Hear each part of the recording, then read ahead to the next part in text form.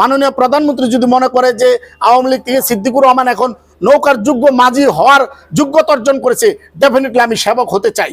আপনারা জানেন যে ঢাকা 17 আসন আসলেই আপনাদের মুখ থেকেও শুনলাম এবং সারা বাংলাদেশের মানুষ জানি যে একটি গুরুত্বপূর্ণ আসন।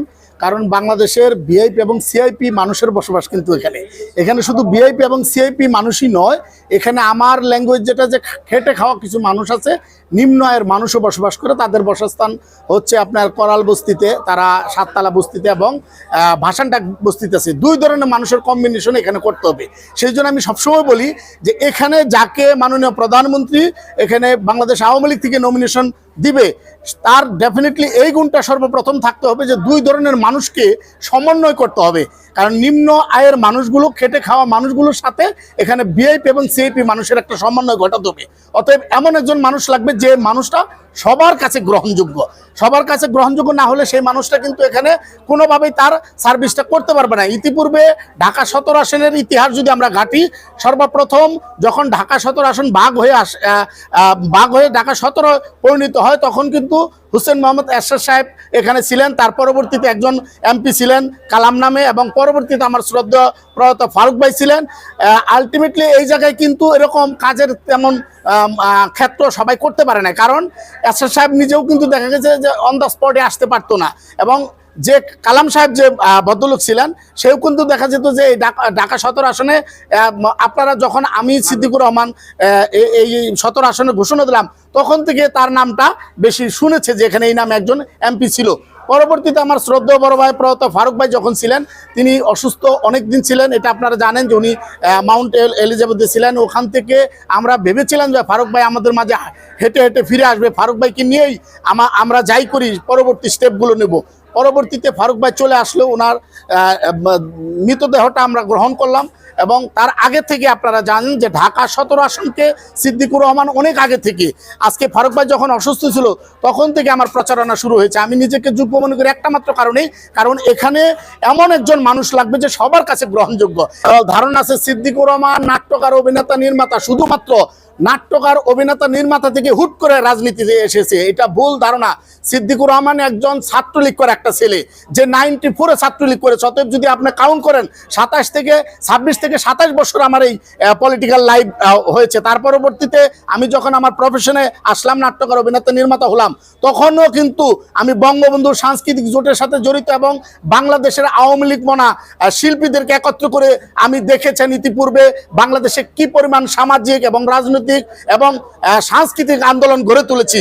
সেটা যদি বলি 2018 সালে প্রথম যখন লন্ডন দূতাবাসে যখন বঙ্গবন্ধুর প্রতিকৃতি অবমাননা হলো, তখন বঙ্গবন্ধু সাংস্কৃতিক জোট থেকে আমি এবং আমার আপা তারানা হালিমের নেতৃত্বে আমরা তারেক জিয়ার বিরুদ্ধে ওখানে ওই জঘন্য কাজটির জন্য আমরা একটি স্মারকলিপি দিয়েছি।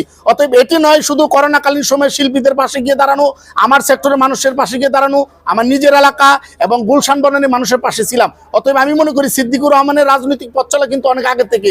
সো আমরা যাকে চিনি, যে মানুষটা মজার অভিনয় করে, যে মানুষটা সবসময় মনে হয় যে শুধু নাটকের লোক, সেই লোকটা কেন হঠাৎ করে সিদ্দিকুর রহমান রাজনীতিতে আসলো? নো, 2018 সালেও কিন্তু সিদ্দিকুর রহমান টাঙ্গাইল 1 মধুপুর ধনবাড়ি থেকে দলীয় নমিনেশন তুলেছিল।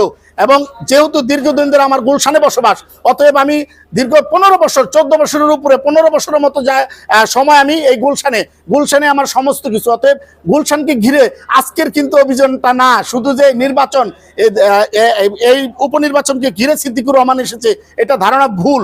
এই ধারণাটা শুধু আমি বলতে চাই যে আমি মানুষের সেবক হতে চাই, মানুষের সেবক হিসাবে কাজ করতে চাই। সেটা আমি আগেও করেছি। এবং মাননীয় প্রধানমন্ত্রী যদি মনে করে যে আওয়ামী লীগ থেকে সিদ্দিকুর রহমান এখন নৌকার যোগ্য মাঝি হওয়ার যোগ্যতা অর্জন করেছে, ডেফিনেটলি আমি সেবক হতে চাই। এটা অনেক কঠিন একটা প্রশ্ন, যে যদি আওয়ামী লীগ আমাকে নমিনেশন না দেয় তাহলে আমি স্বতন্ত্র প্রার্থী হব কিনা। আমি যদি নাটকের ভাষায় বলি তাহলে হব। কেন হব জানেন? তার কারণটা হলো যে সিদ্দিকুর রহমানের ব্লাডটা সেটা আওয়ামী লীগের, তখন কিন্তু আপনাদের কষ্ট করতে হবে। আমি যদি হই তাহলে আমার সমস্ত শরীরের রক্তটাকে আপনাদের ডায়ালিসিস করতে হবে। অতএব যদি আমার সারা শরীরের রক্ত ডায়ালিসিস হয় তাহলে সিদ্দিকুর রহমান আওয়ামী লীগ নমিনেশন না দিলে অন্য কোনো দল থেকে স্বতন্ত্র বাড়তে হবে।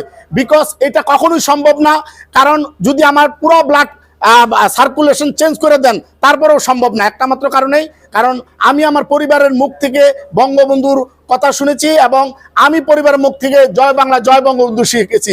সো আমি মনে করি আমি যেহেতু একজন পিওর আওয়ামী লীগ পরিবারের সন্তান, যারা পিওর আওয়ামী লীগ পরিবারের সন্তান তারা কখনোই নমিনেশন আশায় কখনোই অন্য দলে যেতে পারে না এবং যাব না। এবং আমি সিদ্দিকুর রহমান আমিতে বিশ্বাসী নয়, আমরাই বিশ্বাসী।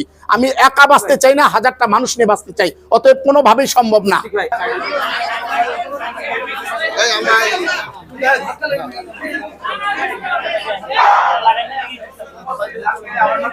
সংবাদ, ফিচার ও অনুষ্ঠানের জন্য ভিজিট করুন সংবাদ প্রকাশের ওয়েবসাইট এবং যুক্ত থাকুন ফেসবুক পেজ ও ইউটিউব চ্যানেলের সঙ্গে।